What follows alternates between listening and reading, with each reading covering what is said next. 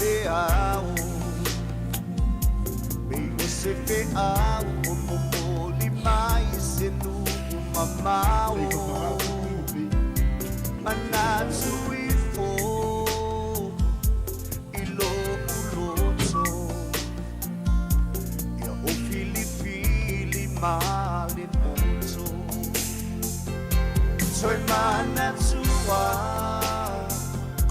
la tafe ngai la o io e ya o e musa ono walofa e pele o e lo faccio lo mana o se no foma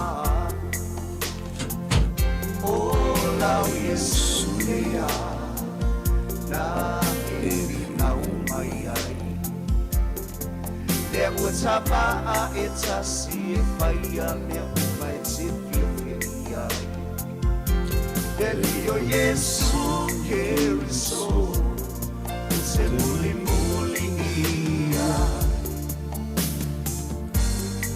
ia la volo masai Yup.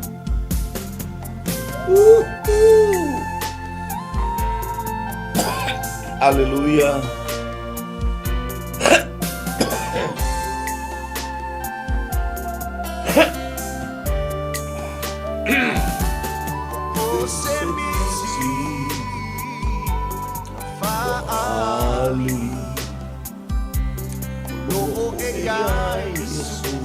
Sa amilinga ole wili mawalunga ulo walofa iya ilava iya suma malule sabi so aleau manilo kunabay Silofia realizzatori wa etawia ole matangi yolanga saso na fenomia ola Yesuya na efila umaya it's a sweet fire, it's a fire.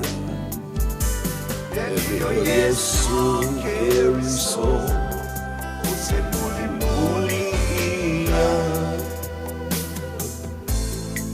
ia la voluma sai. Si tatu te talo, nga e oi lebi inga, pale oi lebi inga. Tuina tu ia te oe lebi inga lo wanganga e wha manu ia i o wau mea uma. Oi to tonu ia te a uwha manu i rono suafa pa ia lo wanganga e wha manu ia i o wau wafo ina inga lo se mea tasi o ana mea alofa. Le wha mangalo ina ua mi o le anga uma o le wha marolo ina uma i ato uma. Le wha ola ina lo uola ai le tu nga mau. Le whapaleina oi le alofa ma le alofa muti vale. Le mali ailo mana oi mea le lei o le whaafawina lo utau le ae pei o le aeto. E la ei oi le vi inga, e pale oi le vi inga. Le atua malosi ma le atua sili ese. O ai ese tu sama oi. Ele ai wana oe to atasi o le tupu oe le langi ma le langi e to tutuli ia te oe tuli vai umo o taita i o malo ma ifo to ele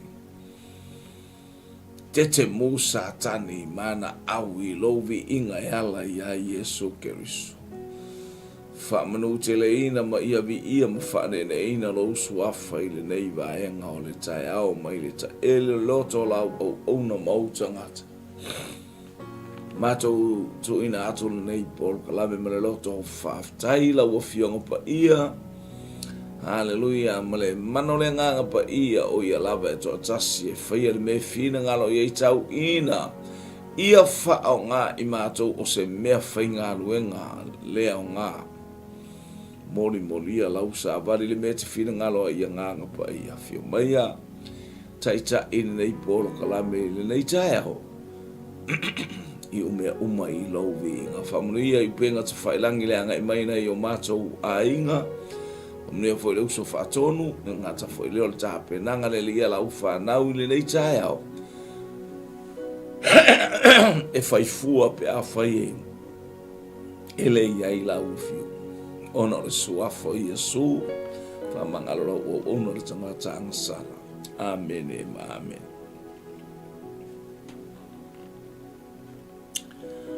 watala watu le jai ao ile wale fo mai male papa au sio tato ainga fatalo fatu ile aingo le fatu to le jai ao farile to ia te oi lo wanga I mai ele anga le lei ma le pa e o le atua I mea umalama ia le atua praise God mo le nei o mātango fie hallelujah au ye foi tono New Zealand nei ia whaaftai mo se ava nofo umofo whaawo wai beal whasoa hallelujah ia le atua haftai atu I le uso au ona mo ia fui maono sa ngalu mai le amata ino le pokalame le Tuutuulima ia le li le ua tale ono te ale ono ia anga ia tuloi hallelujah nei teimi vi ia le li ia mana ia le taeao le uso mai tau no mai le ofisa nei o praise God oli ale loto aftaili ali I lo wanga le lei o e whaatali leli e whawhawina lato malosi.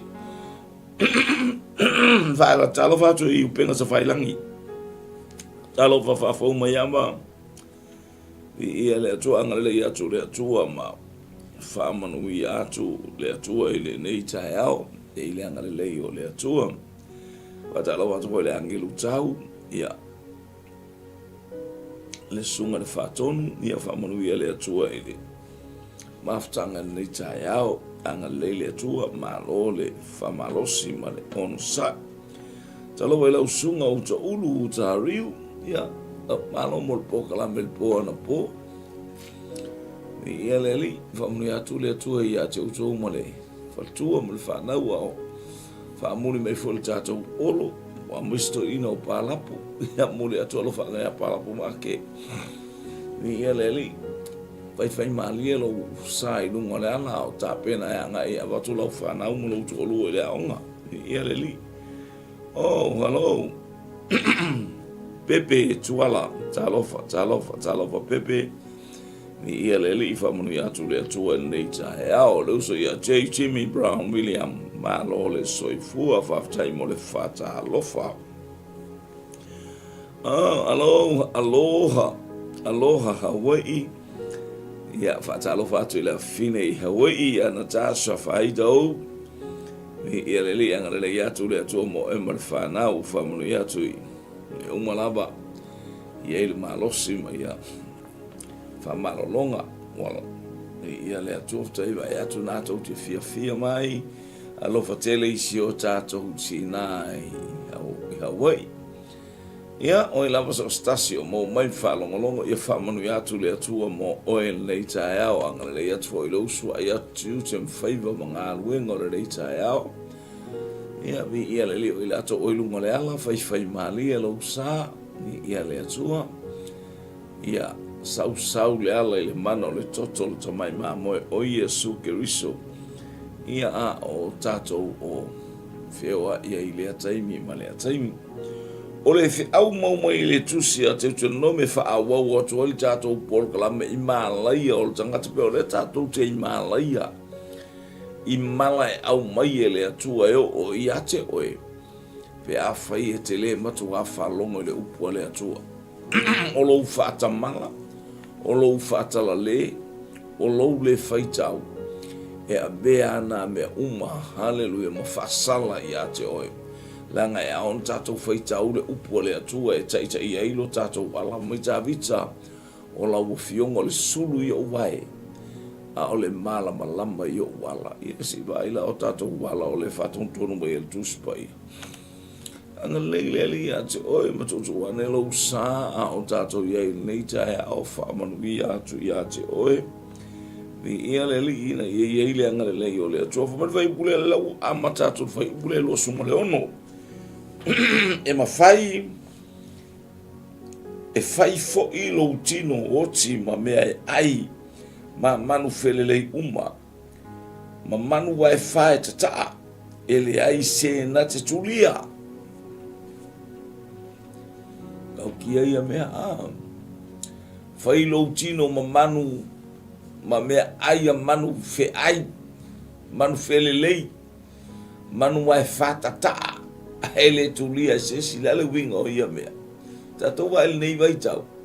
Le oka felelei mai ia mangu mai fea. Kulonga le langi, ma le langi, ma le langi, ma le langi. O mai. Kusa o ele e whawhanga i kanga. Amen o tātou le whawhanga i tangatana. O mangu felelei ngā. E manai a alo tino. Hallelujah la te moe. Ai o lo woti. Ai te le o le upua le atua. Moni a heka o mea ngai whai aka ngaka ia. E o i mangu. Kakaa mangu wai wha kakaa. Io e whapenga. Yo! Wo! Ai wako maruaku ia pusapa. Maruaku lea. Io e kapak se kupe. Ia kama ia a. O mangwa kaanga. Mangu felelei ngā pe e kau mawau. Hallelujah. Whaasala le atua na o le nu o le atua e oki. Pai ka ngaka i lunga le awala. Whai ma mea ai a mangu leo mai ai kupiko. Koe whaafoi fe oki i lunga le awala. Elo a solo le awala. Hallelujah. Ale utatou wai. Ia o lea e su e ia tātou mea ai a isi. Pe a whai tātou. A whai e te oti ma le fia. O yo ar malanga pusa apala o whai le langi mo. Ale alula le ngaka. Inga uma kupel ko pa inga e whai lula o pava. A e alako e kofu i se ori. Sea o le whaasala le atua. Hallelujah. Lua sulfitu. E taia o e le li i le mai fula. O ai kupito. Tau lela ale mai le sa tele ina mau ai tangata Israel wi ai kupito a no foi ai yo ese Israel mai ai kupito. Mo le mai fula ai o le va be mau ai kupito. Ma le sila ilalo ia le sila ilalo le na mau ai tangata o Filistia.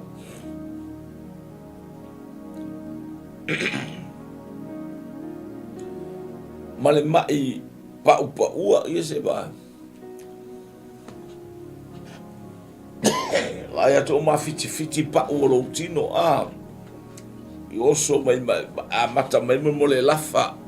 I o kako lafa o le kako le fa longo i le li i male.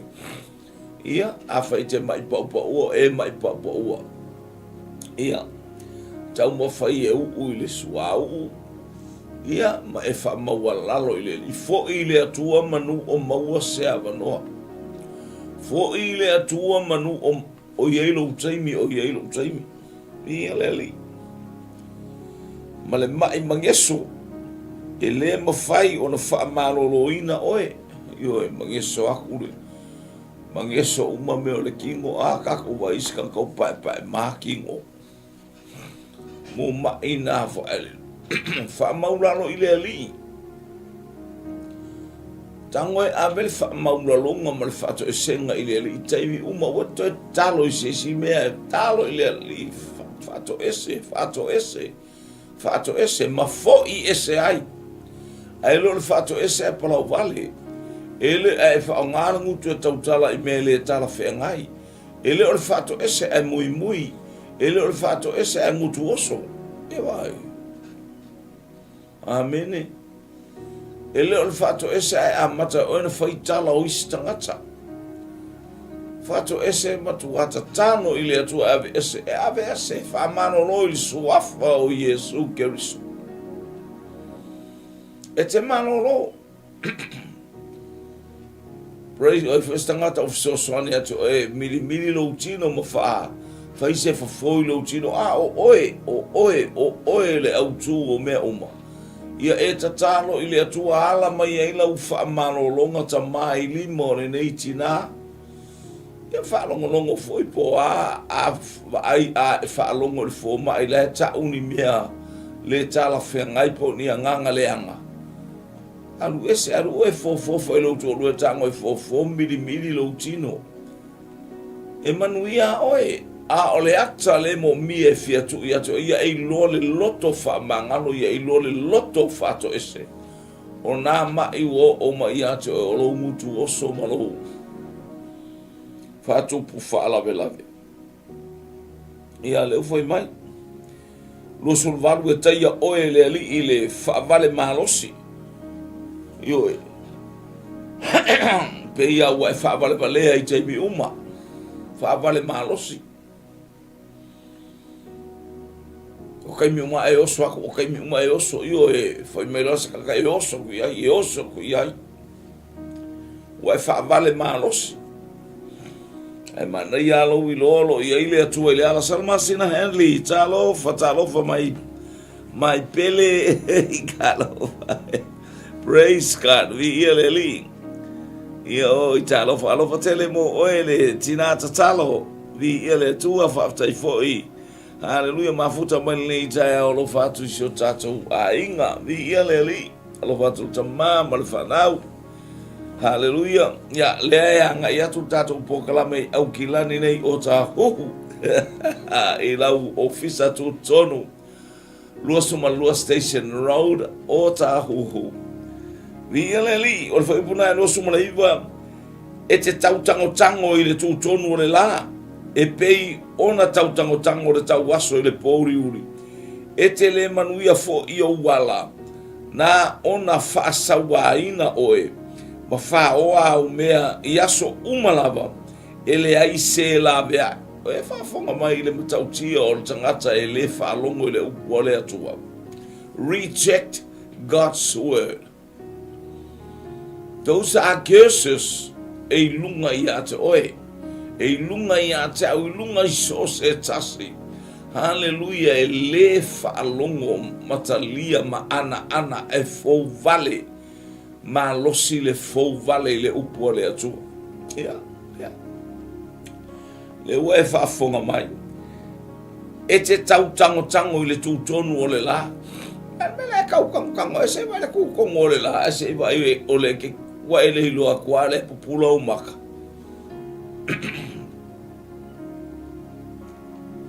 Hallelujah. E pe ona tautango o le tau aso le pōru. Vai o la kau. Io e ala oka le ao male to asao le atua i lunga i ate o i ate a. E whaamaoni la nāwhionga. Le ase mea tate whai alo ainga tu e whatu you are to repent. Humble yourself and repent. O le tala la male tu spaia. E le whatuai mai le atua i le mea na ia fola ina tala sapakuka. Le to e si i mai e Peteru. Lua le Peteru mo ta upo e toru al fai upo e iwa ma le sifuru. E le whatuai mai le atua i le mea na ia fola ina. Awa ia whatuai te isi mai. Se i e o, se i o uo, se i a tato uo, se i o lana whanau i le loto salamo ma le tonu o tato loto. E whaasala le atua i mea leanga o lo tato. Hallelujah, sa whapale le atua le teimi o le valea ma le vai. Lo wainga e le to e whapale tato te le o to e valea wa ia te tato le mana o le anganga pa. We receive the power and authority. Hallelujah. We receive Holy Spirit, the anointing of the Holy Spirit upon us. o tātou whai e ngā wenga le atua ma le talitonu. E le wā lea la le whanau o le atua le taimine.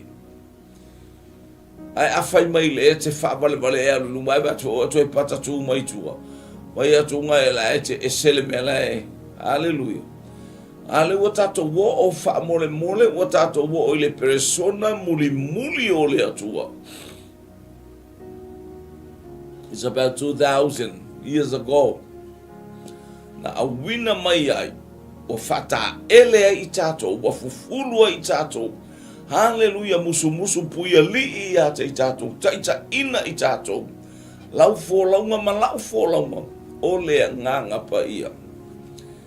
Ina ia popoto, ina ia le whaamasino ngā lea tua, e whaamasino o le tangata poto au e whaavale wa lea. Hallelujah, i o wala au e savali lou le, whai a inga le lei. I lou le whai uso, i oe. Pe o a me whai bei tangata ia tupu i a te oe le file mu ma le amu ia e wha tupu le file mu. E ta ua whanau o le atua. Le leu tau tangotango o tangata i le tūtonu o le la. A tūtonu o le la li i o le malosi lea. A tala no tūtonu o le la. A leu e tau tangotango i se mea. Hallelujah. O le ata o lou malosi o lou talavou. A pipi ia kule sila i lalo pipi ia kwa e se la mo e kau kango ai. Ko ele mlaba a bele sila i lalo i le o se ma i le le. O ele lo wae o pa ua soro wa musu e ala ku iwa ai me kangaka i ai aku elango pa o lo kingo. Aya e ke la ki o le ata na tūtonu o le la. O le ata o lo talavou. A e fea lua i whaapea. I ole li. Tolu sfuru. Lua te whai whea ngainga male whawhine whai mawaba. A e toso o ia ele tasitane. E te whaia se whale. Ai e te le mawai. E te whaia se tōvine. A e te le whaatangaina. Oka. Whai whea ngainga male whawhine. A e toso e lesi tangata. E lesi se ele whio ngā le atu. Hallelujah. Oka. O au sikairi ma au whainga. Mo lua ngongofo umanga osi le lua whea ngainga i luma o le atua. Whai au upu na le taimi ana whai au upu na o te alofa. Pe mai pe malolo. Fia ai pe fia inu o te tausi i ai. Vai le whea ngainga. Va ai le whea ngainga. Whea ngainga na le whai a ono le loto tau ai ngā whai poiponga e ke le malamalama. Ke le malamalama le whai poiponga. Le uru ai wha poiponga na whai ai. Hallelujah e le atua. Na whai e tena. Na se ia i e le atua le iwi o atamu. Ai whawai ewa. O le ata o le toto Yesu Keriso. O le whaai poiponga na lento e wha manatu i kana i Galileia.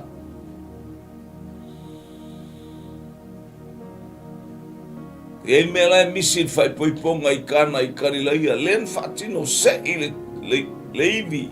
O le ata o le toto Yesu Keriso. Na tō mai lona i tū. Ona o oe, ona o oe, ona o le tama, o le teino, o le kalesia oe a le atua.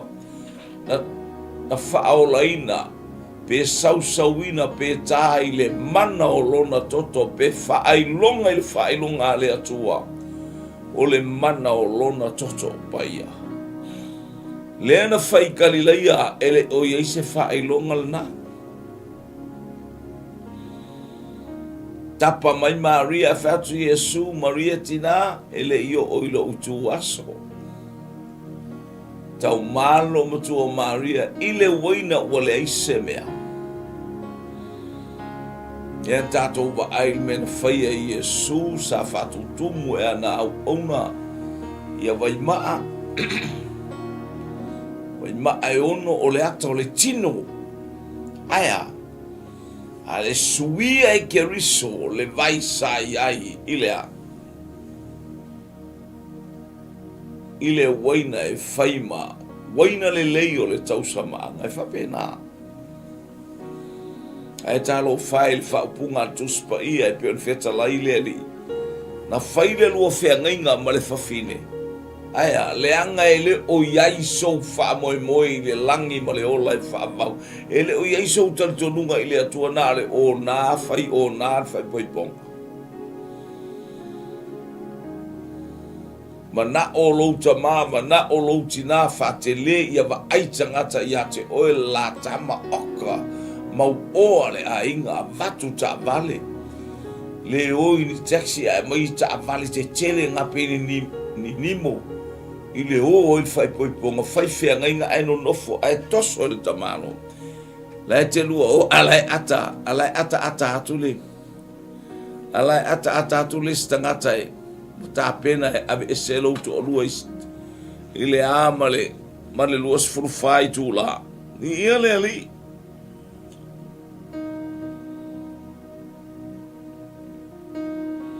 Malo fopa a talofa. Hallelujah, le tina le mai wanganui. Ia whamuni atu le atua i le angai mai, praise God.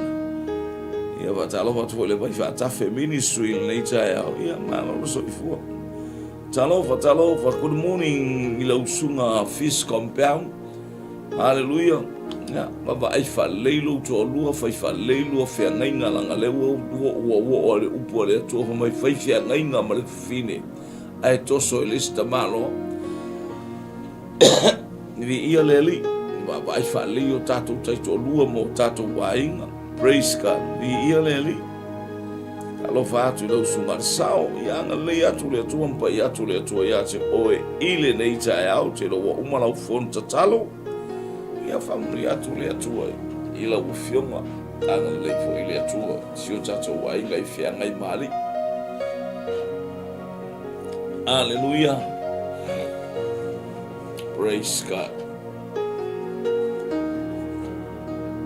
E bo toros furu lua te whai whia ngainga malawhawhine e whai maua ma ae toso o ia e le tasi tane. Ia alana toso o lo le mataala. Umana whai lua whia ngainga o le mataala. O lea, nana whataunu wa e ese ale mea le alu e le mawhauwhau.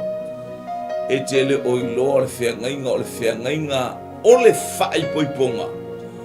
The first, hallelujah, praise God, covenant happened in the Garden of Eden. Ole ulu ai whia ngainga le na whai tutonu ole. Ole whatoanga i e tēnā. Olea. Te ainga lea, ale unwali. Lai whapea mai whai upue losu mal whanum ta upue lua o kenese. Ole mea lea e le tu uai e le tane, lona. Hallelujah. Praise the Lord. Ato toa e ave i lau. E ave i sia uo, e ave i sia uto lua. Vai a keriso, le atau keriso. Na ia tu ua le langi o lona fio anga. His dwelling place is in heaven. Hallelujah. Na ia tu ua. Aya fio mai. Ina ia whatasima o e lana e kalesia. Ia taina vaina sautale e kalesia i lona toto e peona whai ai atamu i le ituore. Whai ai eva i le ituo atamu. O le toto na masaa mai le ituo keriso. Whamangalo i o tatou sei le vāmalo tatou tama. Tatou e whale tatou le leinga ma le tama. Lua kolonito mta upe lima whai upe sulvalus fuluivalu a fulu natala noa i le leinga. Leo ma whaina whai tātou ma ampasa o le leinga. Hallelujah. Ina i o tātou le leima le atua. E ala i le toto o Yesu Keriso. From his side. Amen. Ai a whaila te whatala le lua whai poiponga maloutu o lua. Ia i lo lau whea ngainga na whai. Leta whea ngainga fo eta i tata whai ya so ngā anu ale whai ngā laka whea ngai. A ua ina ua pupula o tamata whaaftaita mā i se taimi ua e au mai. Whaapupula i o nei mata ngā sala. Haleluia wa e taina i le toto le tamai mamoe ma sausauina umata i le toto le tamai mamoe. Whaftai ai maise mata o lo uanganga. Ua owi lo ai o le tangata whatamala. Ua o le tangata, haleluia le yosi whengainga. Le whengainga na e au maia moe mawa e whaftai wa e anga le lei mai. Maua stai me o te alofa i lo wai. Ole alofa si o wai ngai a te a. Haleluia. Si a te oi. Ao oina maa human mato wai ngai o isa vai. Ole peia le fato asau mai Amerika le mato wai ngai le fatali me au ta mai isa vai.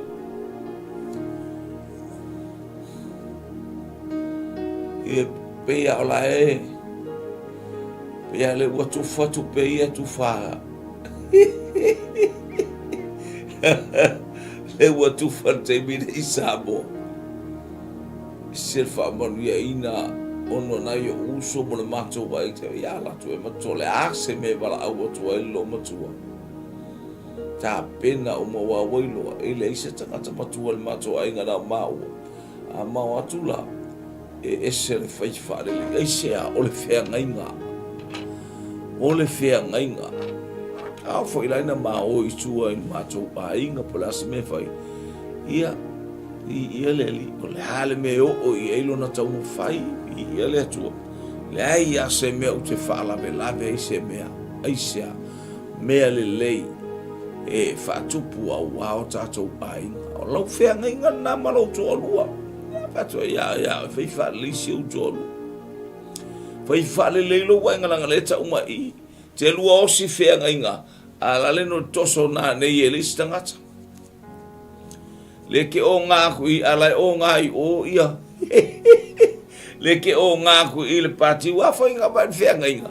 E fai fea ngainga I le ao.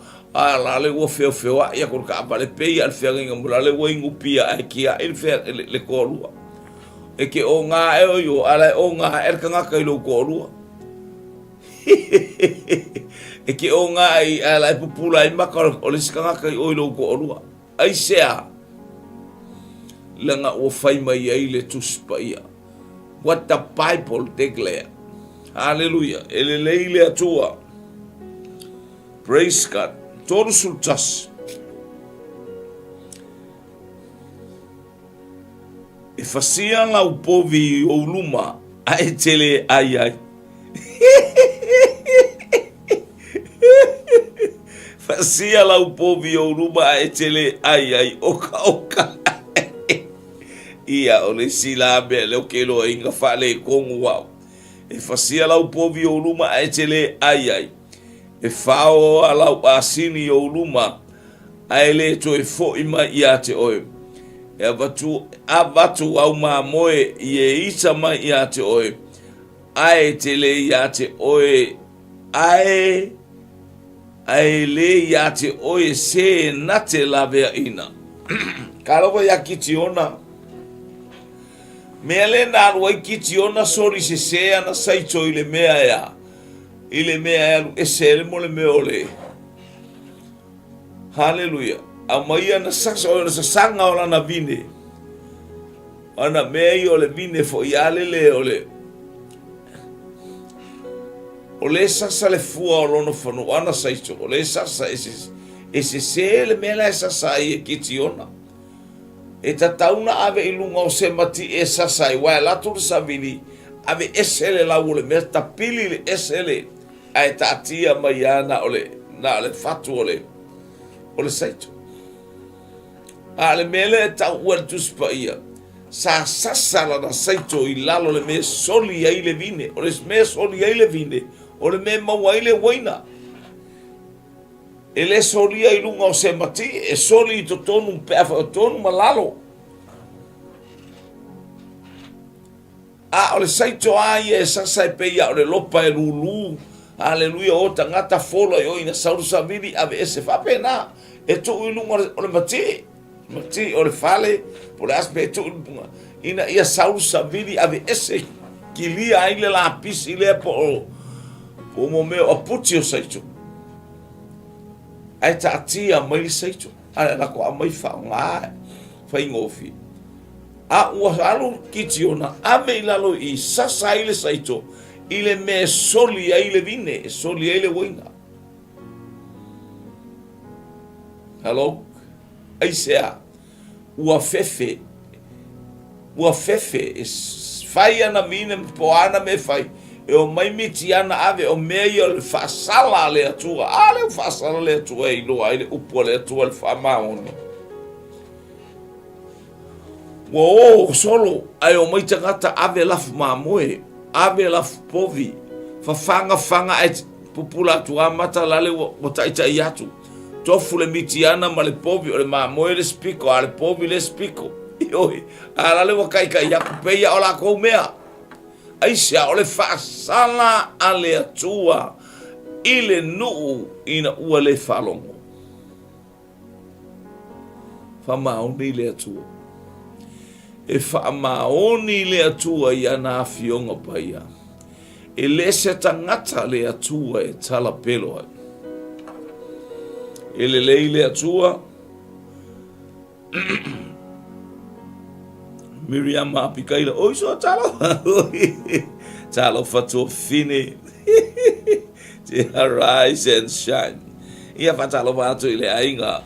Foi ole vai fata feta to foi tato. Feta pa el neiva enga ole taia fatalo fatu Miriam apikaila roach. Okay, alo tela tia afa. Hallelujah. Joyce T. Fono Moana. Be ia le atua. Praise God. Hallelujah. Hallelujah. Ia anga le leile atua I le nei tai au. Tato mo whaftai le anga I mai ia o tato mafutai fo nei tai. O le tala noa anga I le. Hallelujah. Ile sauor takata ai au meala I lo fale ala le tau whamatala la le tala le ia kitiona. E te ilo ai le fasala le atua. Ia mawai kitiona.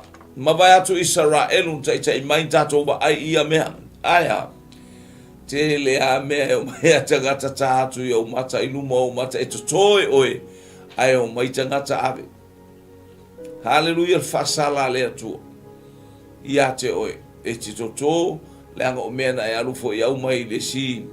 Pena e alu ngaoi mai se me e sautoto. Wa ola na ebe fo wa ngaoi el tangatu wasili atu la lo tinga. Langa fo ole mena na faia. Le woto e taui mai. Hello? Praise God. Moa isi a inga alae.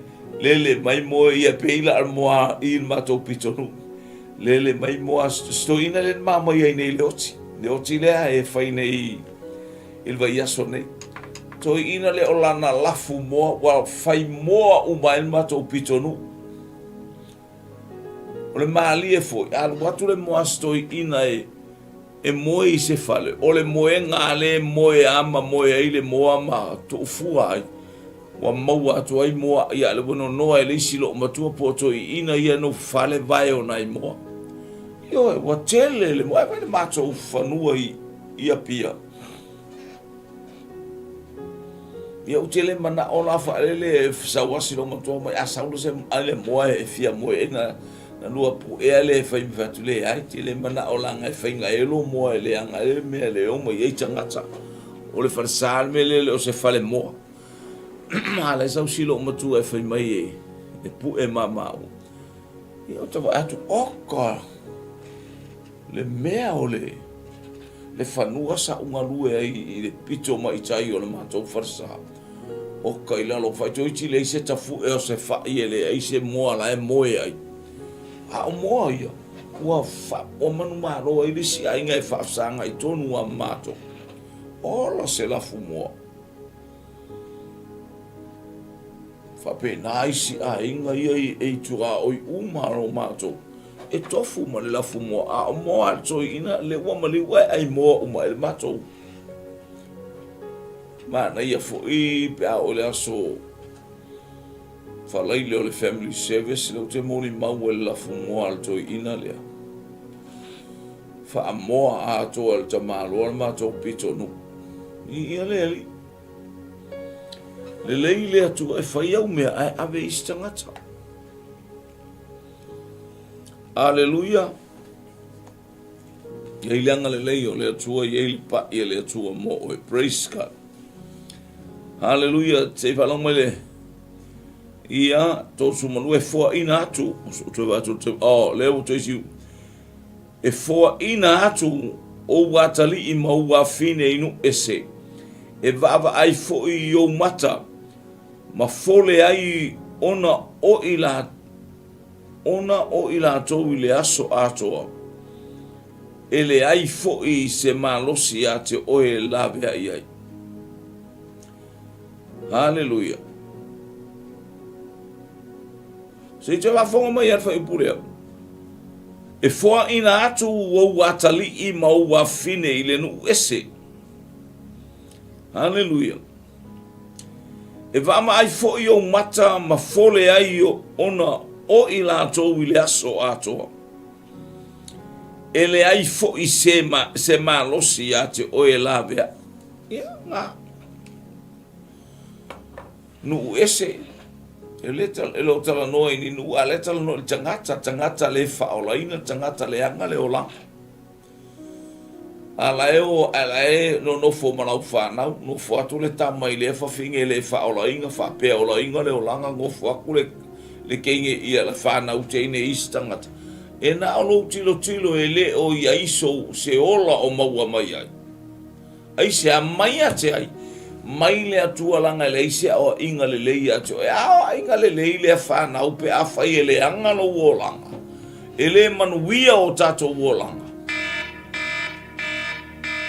Obviously na, praise God.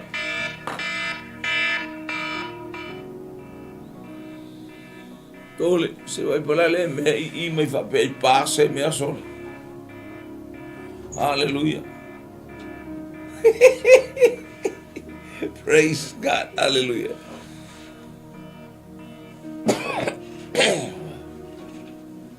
Really?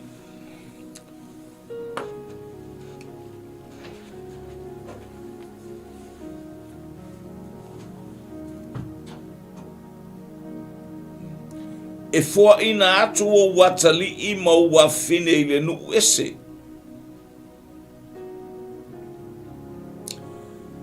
E vama ai fo I o mata ma fole ai o ona o I la tau I le aso.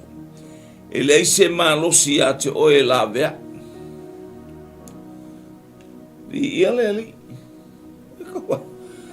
Before tato whana, we are my New Zealand, my Australia, America, wherever around the world that you send your children. Malanga lau upo, e mawa se manguia. E mawa se lumangai. Lo wainga. Ke le maua se lumangai le leo se whangau I ngā mefa mai avelo anko, avelo anti. E pupula I aio mata, ai sa wa ai kangaka ia. Nanga le upo le atua. Langa e ke le iloa le mea la I le lumanga I o le olanga o oe ma le olanga o lau whangau mo kako o olanga. Tasi a le lumana I na o le atua. Our future. Whalonga le tala Jeremia. Yo to iloa manatu wa o manatu a ia te o te manatu I le manuia a ele o le malaia. I le wha moe yailo na I unga. O le wha moe oe wha moe au Jesus Christ. There is a beautiful, a joyful ending. O le langi ma le ola e whava. O le wha moe nao tātou o Yesu Keriso. E le se me te wha moe e nā tasi al tātou wha moe Yesu Keriso. O lo wola tanga nā o le lavea ina nā oe. O le manuia nā wau malo wainga. Ai ale angan tātou fuafua ina le lein whatonu. A saulo watali I nei whapese maua tua I se tupe posea. Whamai o se lumanai. Future. Our future is in the hand of our Lord Jesus Christ. In the leading hand of Holy Spirit in every single minute and every single time. Le fatali maile nganga pa ia tato lumanai na. A ola ina manuia lo wa o ongo le atali I ma le afine. E iei se taimi o sawa I New Zealand. e manuia fo il me fai ai sea leanga e tangi tai mi ume o ila na no fo ilungo le laula ai e va ai le fa pento me ai Samoa ai ma ai atu me pe o tau singo tupu pe o la ai le tupu le ai e New Zealand nei New Zealand same time same day or same me ai ale ke ai ma moya ngafe ko ai fo ngai o ai ko ngafe lang no ngwa yo kuka e ke kausabia ngai hallelujah e te tangi ono lo wa ai yo matu ta mai titina o lele yo na matu ai Samoa sawa ta mai titina o yo na matu lele o ingale what you fear ele ai lele no fo lele hello mam o mai o lua e o lua malosi ia e mo asa tupe mo na e alu ia vai o lo tupe na mo le la fat fata o se lu me na po na lo tupe ele o se me maua ele mana o la ai mana o send le leile o onga ai a fai te o la e lang o le me o fe au le to le I hallelujah lo le fa longo le upo le atua e saulo wa fina fa mai se alu mo se lumana manuia ala e ke ingu pia solo ma e ka solo ma fe alu ai solo le awala ke le alu I se loku e tawi o e le atua awa wa eva ya elo malosi awa na ima natural tangata ilo na malosi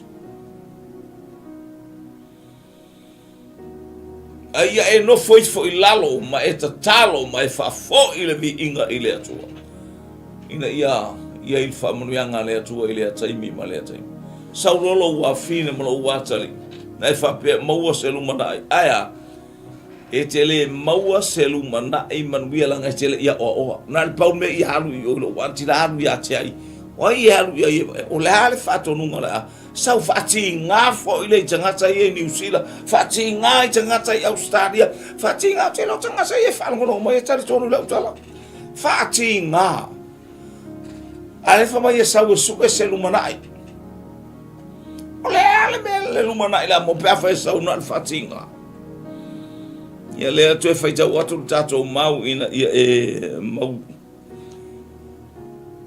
e fo ina atu wo watali I mau wa fine in uese e va vai fo yo mata ma fole ai ona o ila to ile aso atoa ele ai se malosi ya te o e lavea pamnu yene to ya te o mo we fa longo le pole to e fa wa tato por kalame pe ata te etu so fu mo tato wolo ile aso ata ya same time ta le ono anga ya to tato por kalame vi ele li ya mai to anga te ala fai mai ta mafuta se fa mo tala tu speno la unga ile asaili se kale se le no la unga ole upule na mai le to o te la unga o tele au ngata 𝚗𝚘𝚎 o tele au ngata ile faalinga na au mai ele atua ia ta wele au ngata le apostolo wa mai oi praise God to ia tangata la fa ngalu nga la foi falo no a o oi mata hala oi le no fole fale au e te au ngata e falo le upole atua mau le tu aso ma futa in fa so ai neiva yaso ia ele tu o Samoa ele neiva yaso ia ele tu o New Zealand mo neiva yaso ia ngale leile tu mo oe ta ma futa ile upole tu ta fa so ai o me o il tangata o me o ia te pe a fai o tele fa longo ile upole tu ta ma fa mo ia Samoa i lunga o penga te failan mato ta mama tina mato fa fine uso hallelujah le fa na o le fa tu o le tino che riso mato wa ai ma feinu ile Tuutuulima le afi le nei vaenga hallelujah ma le pasi mai o le nganga pa ia fa malosi ai mato a o mato ia tal swanga le nei tai au lo fa mai la o fio tai o il fo la mala o fa anga le po kala me anga mai ona o Yesu. Amen, amen, amen. To God be the glory forever and ever. Amen, amen, amen.